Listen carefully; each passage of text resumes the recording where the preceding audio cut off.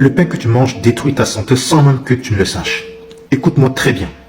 Tout a démarré en 1950 pendant la Révolution verte. Le blé a subi une importante modification génétique qui impacte peut-être ta santé aujourd'hui. Et très peu de gens le savent. Le blé ancien, avait 14 chromosomes, puis il est passé à 28 chromosomes. Et puis depuis 1950, le pain que tu manges aujourd'hui est fait à partir d'une farine de blé qui a 42 chromosomes. Alors pourquoi ce changement, tu pourrais te demander? La fondation Rockefeller a demandé à un généticien du nom de Norman Borlaug de modifier le blé dans le but, d'après eux, d'améliorer les rendements du blé afin de réduire la famine qu'il y avait en Inde, au Pakistan et au Mexique à cette époque-là. Quand on sait qui est derrière la fondation Rockefeller, on peut comprendre qu'ils n'ont pas du tout fait ça pour des raisons philanthropiques. Alors maintenant, où est le problème? Eh bien, lorsqu'on croise deux blés, le blé enfant reçoit 95% du génome des deux parents, mais seulement 5% de son génome reste complètement aléatoire. Ça veut dire qu'on n'a aucune maîtrise dessus. Est-ce que tu vois un peu l'affaire? Et aujourd'hui, on constate que ce sont les molécules du blé, du gluten du blé, qui ont fortement muté durant cette période, comparé au gluten du blé ancien. Les 5% qu'on ne maîtrise pas concernent justement les mutations du gluten. Ok? Techniquement, le gluten du blé moderne va rendre ta paroi intestinale, la paroi de ton gros intestin, perméable au mauvais moment. Alors, je m'explique. Nous produisons tous, nous les humains, on a tous une hormone qu'on appelle la zonuline, qui, lorsque tu as une infection, dans ton estomac par exemple, va ouvrir ta paroi intestinale et laisser passer les globules blancs de ton sang vers l'intestin. Ça, c'est le sens normal.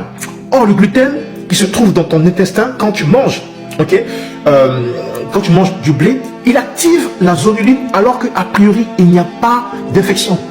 Donc, ta paroi intestinale s'ouvre au mauvais moment pour laisser passer des molécules trop grosses. Elles sont grosses parce qu'elles n'ont pas encore fini d'être digérées. Donc ici, la zonuline ouvre ta paroi intestinale, non plus pour laisser passer les globules blancs qui sont de ton sang vers ton intestin, mais plutôt dans le sens inverse, c'est-à-dire laisser passer les molécules reconnues comme étrangères de ton intestin vers ton sang. Ok? Donc qu'est-ce qui va se passer? Ton système immunitaire va déclencher une stratégie de défense vis-à-vis de ces corps qui considèrent comme étrangers. Alors qu'a priori, il n'y a pas de menace. Ok? C'est juste des molécules trop grosses qui sont passées dans ton sang alors qu'elles ne devraient pas. Ok? Alors, par un mécanisme de mémoire que je ne vais pas détailler ici parce qu'on n'a pas le temps, ton système de défense immunitaire va s'attaquer à ton propre organisme. C'est ce qu'on appelle maladie auto-immune. Maintenant, certains vous diront, je ne dirai pas leur nom, certains vous diront, oh maintenant, on ne sait pas comment cette maladie a pu arriver, le corps s'emballe sans raison, on n'a pas d'explication.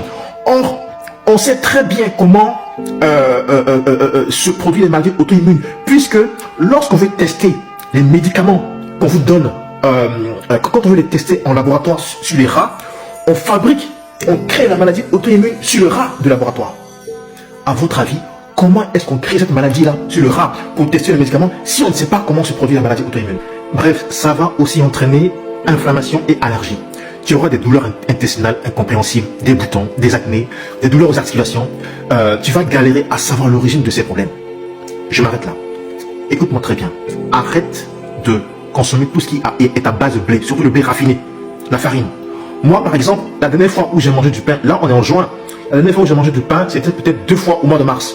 Avant ça, c'était peut-être pendant 3 jours au mois de décembre. Dans le passé, je pouvais manger des pizzas 2 à 3 fois par semaine. Alors que là, aujourd'hui, en 2 ans, j'ai peut-être mangé 3 pizzas. Ok? Il faut que ce soit rare.